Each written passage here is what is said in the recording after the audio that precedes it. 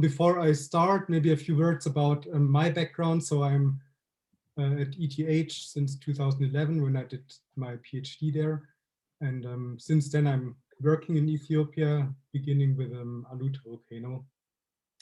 And since 2015, I work in the geothermal energy and geofluids group at ETH, and I still focus on geothermal exploration in Ethiopia and also countries such.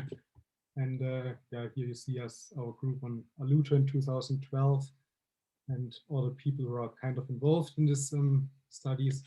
And yeah, this is now, I start again, sorry. So you see a sketch of the main Ethiopian rift and the typical yeah, rifting scenario where you have asthenospheric upwelling, lithospheric thinning, and melt generation in the upper asthenosphere, which then propagates upwards along faults. And in the main Ethiopian rift, we have two main fault systems, which are the border faults, which are considered to be largely inactive nowadays, and an extensional fault belt in the center, where we have active volcanism and where you find all these geothermal high enthalpy systems. Yeah, and with our study, we use magnetotellurics to understand how magma is spatially distributed in the rift, what controls magma transport and storage into these magmatic segments here at the Wanshi fault belt, and how this in consequence does influence the formation of these geothermal reservoirs. And just yeah, to say this again, as we heard in the previous talk, so Kenya already produces 43% of the country's energy supply with only geothermal. And all these geothermal resources are related to the rift. And another interesting thing to point out is that if you have this high enthalpy geothermal fields, they are really very, very powerful. And this number is back from 2012, but back then it was only 13 high enthalpy geothermal fields that accounted for more than half of the globally installed geothermal capacity. So the potential is really large of these volcanic geothermal systems. Yeah, now when we go to Ethiopia, here you see a map on the right with a rift which goes from the southwest to the northeast. And all the high enthalpy geothermal fields are located within this rifting area. And the overall potential is estimated to be around 10.8 gigawatts of electric power. And nowadays, these geothermal projects are most advanced at Aluto, Tulimoye, and Kobeti, which are south of the capital, Addis Ababa, in this area here. And in investigating, exploring this geothermal systems, the magnetotelluric sounding method plays really an important role. And so geothermal exploration or energy utilization is most advanced currently at Aluto, where there is a pilot power plant running already since the early 90s. So why do we use the magnetotelluric method? Magnetotellurics is an electromagnetic sounding method that uses natural electric and magnetic fields. And as an electromagnetic method, it is sensitive to the electric conductivity distribution in the subsurface, and we are sensitive down to depths of tens of kilometers. Then electrical conductivity in turn is very closely related to key geothermal parameters, as you see here. So in geothermal exploration, we are interested in the porosity, permeability, hydraulic conductivity, where we have melt and fluids, how saturated they are and how well connected they are. And also hydrothermal alteration has a huge impact on electronic conduction. So all these key geothermal parameters have a positive impact on electrical conductivity.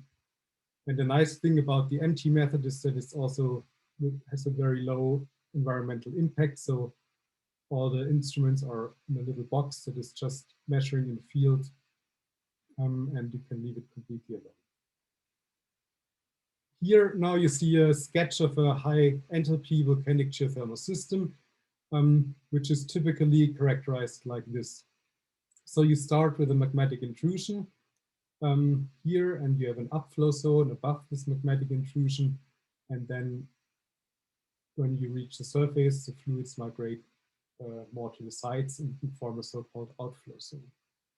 And from the perspective of magnetotellurics, such a system looks as follows. So the top layer is very highly resistive because it consists typically of fresh volcanic material such as pumice.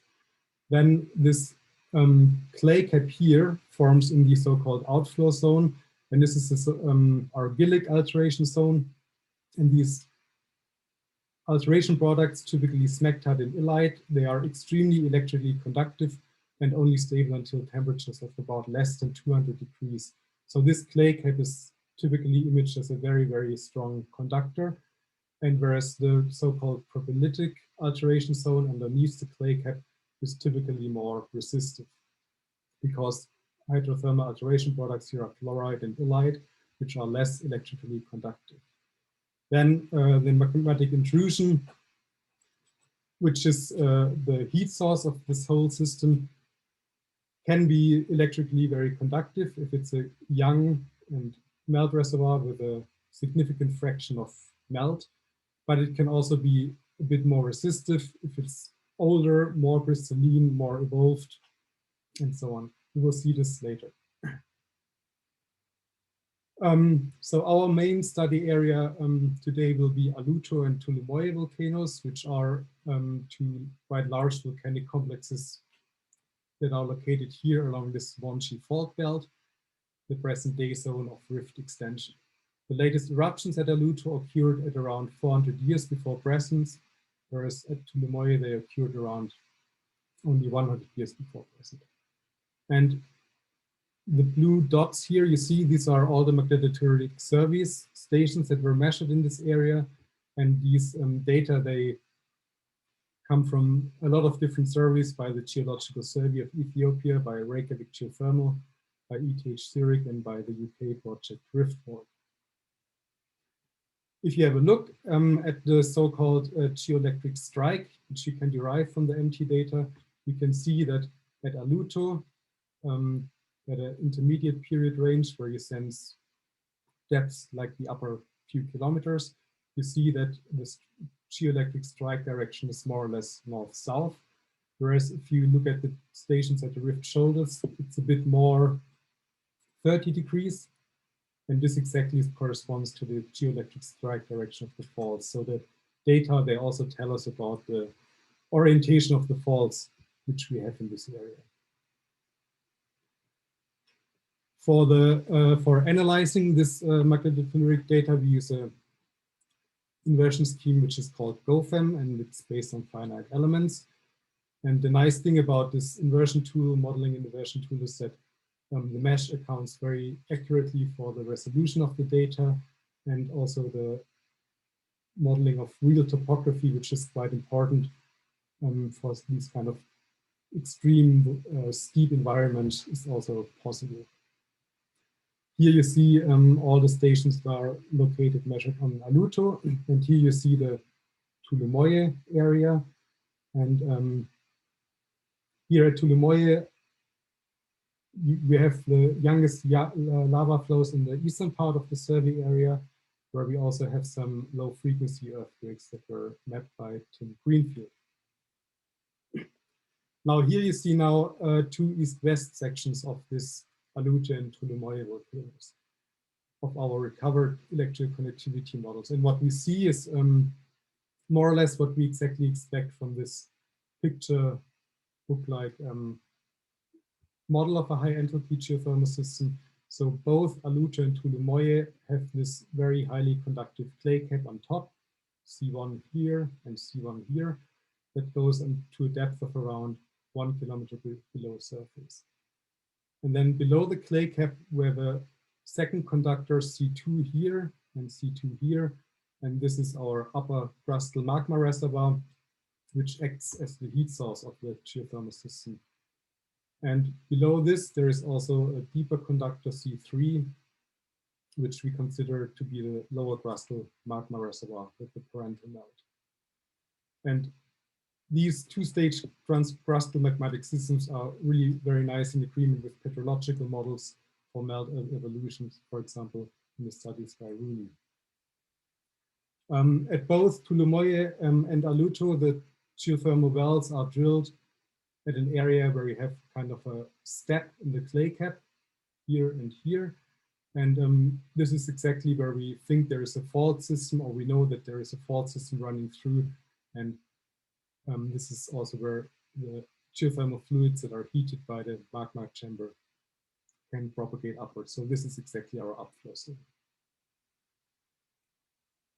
Again, this can be seen here in this isosurface models. So what I draw in here is the dominant fault plane in the area, and you can see that both at Aluto and Tulumoye, the geothermal and magmatic systems roughly orient along this dominant fault plane. And also a nice result from this seismic studies by Greenfield is that a large fraction of the so-called, or of the low frequency earthquakes occurs exactly within this magmatic system C2. And it's likely that these low frequency earthquakes are related to fluid pulses. Another thing that we investigated was now whether these differences in the conductivity of the magma reservoir C2 may reflect different evolutionary stages of the magmatic system. So you can see, comparing Aluto and Tulumoye, that electrical conductivities at Tulumoye are generally much higher when you compare it to Aluto. And to investigate this topic, we developed a cross-disciplinary concept for the interpretation of the MT models. And it's relatively complex, so for the details, I recommend to have a look at our latest publication. What we did is that we first use petrological constraints and thermodynamic modeling of melt evolution using rhyolite melts to model the system properties and the composition of the magmatic system. And then we used experiments on the electrical conductivity of melt, volatiles, and solids. And we use these two results. So from this thermodynamic modeling, we have the phase fractions. From this lab experience, we have the electrical conductivities of the melt. And then we use a multi-phase mixing law to derive the bulk electrical conductivity of this modeled magmatic system. And from our surveys, we have the subsurface electrical conductivity models. And we compare this modeled bulk electrical conductivity with the observed one, and we can come up with a model of the magmatic system, which tells us something about the current state of the magmatic system.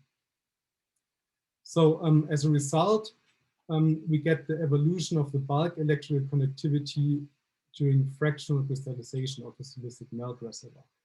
And what you see here is the evolution of this magmatic system in terms of phase fractions. So you have a solid phase here, the blue one, which increases, the melt phase decreases during cooling the system down. And you also have a formation of a magmatic volatile phase, especially at very high crystallinities. And with this diagram, so we follow the fractional crystallization. So the melt composition changes from andesitic to dacitic and rhyolitic. And then we translate all this into the electrical conductivity evolution of the magmatic system. And you see that we start at quite high electrical conductivities, and during the course of crystallization, the system gets more and more resistive or less conductive.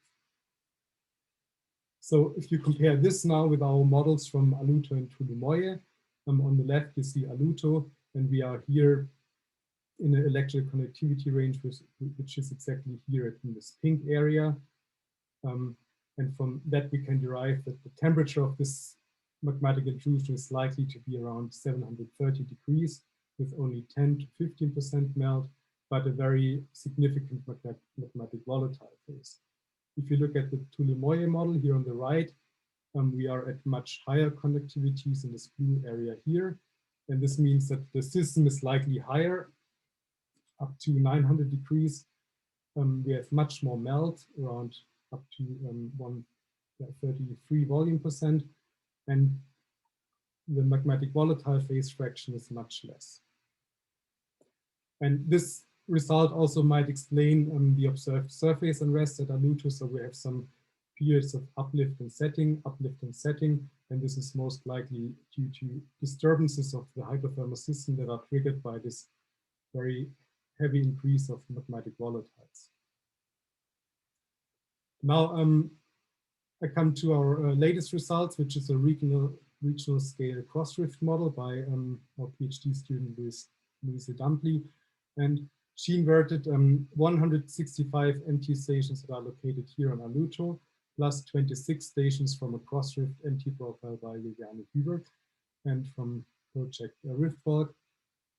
And you see here a map of the study area. So we have data that cross the entire rift here along this 120 kilometer long profile and this high density cluster on Aluto volcano. Now here you see a profile of the recovered electrical conductivity model. So we are looking at AA star here. And this crosses exactly Aluto. We again see this conductor C2, which is our shallow melt reservoir, but we can now see that this C3 reaches much deeper into a zone C4 with slightly increased electrical conductivity, which we interpret as a zone of asthenospheric upwelling and decompression melting. And if you look at a profile a bit south of the Aluto volcano, so the MT data are not only sensitive to structure that is exactly under the profile, but also a bit offset to the profile. You see that the major occurrence of melt is most likely more south of the profile here in this area, and the whole scenario is a bit asymmetric. So it's not located under the center of the rift. And so there will be future surveys that we can hopefully conduct within end of this year or early next year if the situation allows us. And these surveys will hopefully much better constrain the geometry of this conductor C3 and C4. So this deep melt reservoirs. Yeah, to summarize, with our magnetotelluric sound needles, we can really get nice 3D images of the transcrustal magmatic systems on scales from near the surface down to the asthenosphere. And we can image the crustal magmatic bodies that lead to this formation of high enthalpy geothermal reservoirs in the rift. And also from these images, we can tell something about the mechanisms that drive magma-assisted drifting in the main Ethiopian rift. Then from this new concept with the integrated geophysical and petrological modeling, this allows us to better constrain the current state of this imaged felsic magma reservoirs in terms of their temperature, dissolved water in the melt, phase fractions, and melt fractions, solid and free volatiles. Then, we hope that with our future regional measurements, that we can that we get more data to better constrain the structures in the rift on a more regional scale. And this project is called MERIGE, so it means magnetotelluric investigation of active drifting and the formation of geothermal energy resources in Ethiopia. So these are some references, maybe too small to read, but you can see them in the online version later. And thank you very much for your attention, and this was my talk. Thanks. Thanks a lot, Friedemann. Very interesting talk. We have time for a few questions, and we have already one in the chat by Paul Martin May. Maybe you start.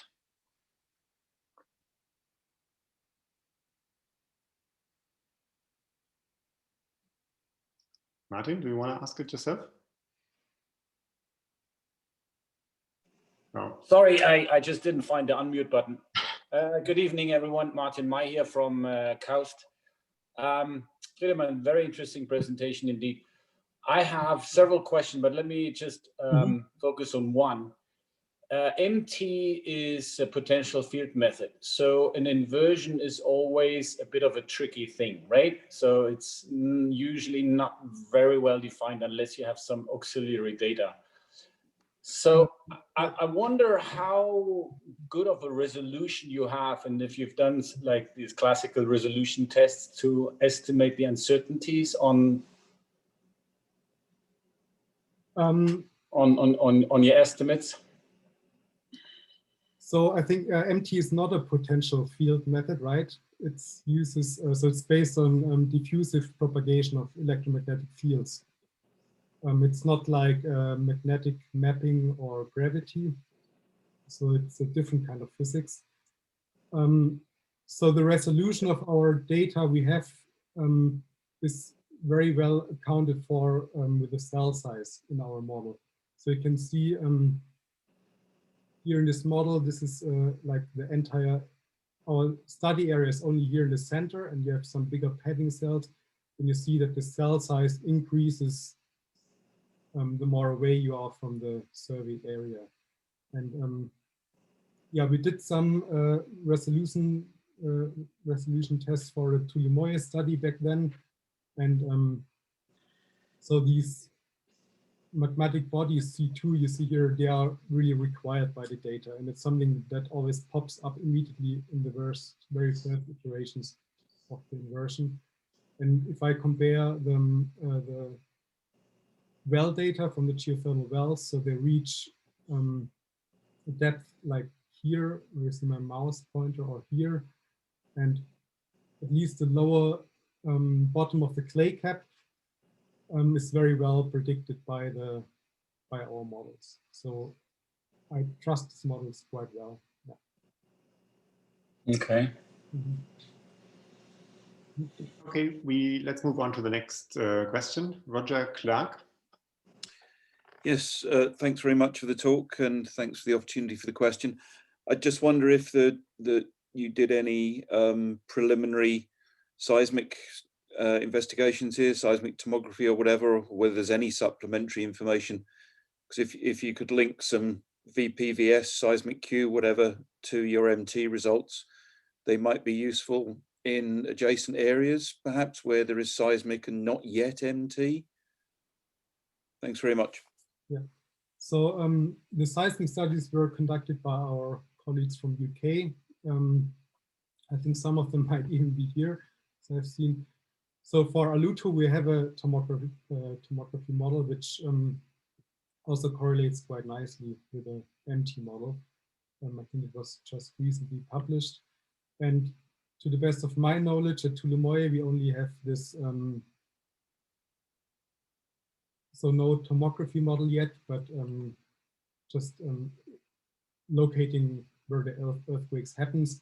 And the fact that these low frequency earthquakes happen within C2 also gives me quite a bit of confidence that this really is the magmatic system that drives this geothermal system. Okay, thank you. Let's hand the word over to Andy Novaki with 3 questions. Maybe you can boil it down to 1. There's some more questions lined up. Thank you for giving me the chance to ask a question, and thank you, Friedemann, for that talk. I guess maybe I would ask about this sort of the size, just the scale of the amount of melt that you get out of your procedure to convert from your conductivity to melt. They seem reasonable at Aluto perhaps, but at 30% melt at Tulumoye, that's a very large amount, and you're getting close to that material behaving more like a liquid than a solid in bulk, and we should certainly see that from other data. So I was just wondering over what volume that estimate is valid, and is that a very small region, or how robust is that measure?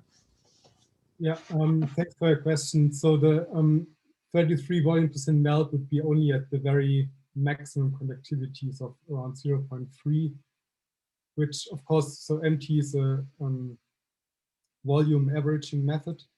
And so this conductor C2 you see here, this very large amounts of melt probably only occur, so it's not a bulk property of this magmatic body, but probably isolated in lenses, and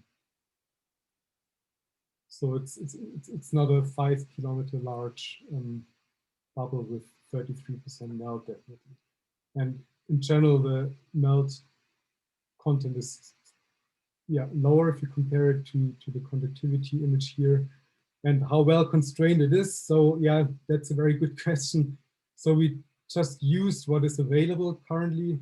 So we only have a few electrical conductivity models for melt.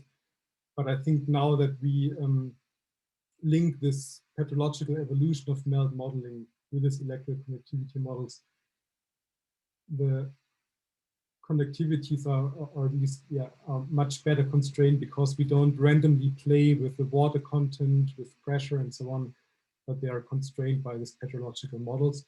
But of course, there is always room for improvement and still a lot of work to be done. Yeah. Thank you very much. Yeah, good to see you, Friedemann. Kathy Whaler, there are a few questions now lined up, and we probably won't be able to answer all of them because we have to stop really at 5 o'clock, so people have some appointments.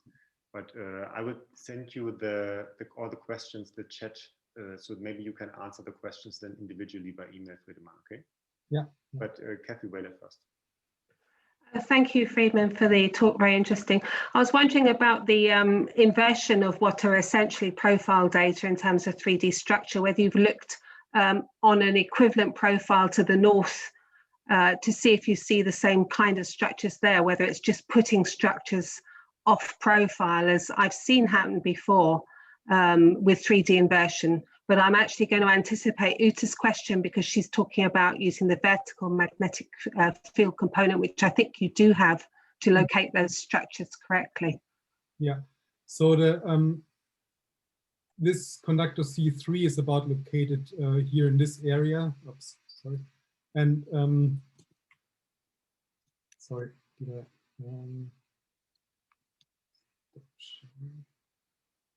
yeah, and it's, so we didn't include the tipper yet, but we looked at them and they are pointing to the northeast in this area. So they also want a conductor more in the south of the profile. So it seems to be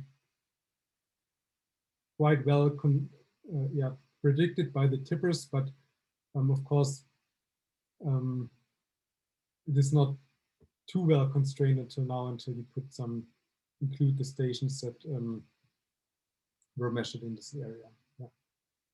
But I trust it so intuitively from early inversions and so on. And when I look back to my very first studies at Aluto, where we predicted this off-rift conductor also in this area, I think it's quite likely that it's not some artifact of the model that is introduced by the code.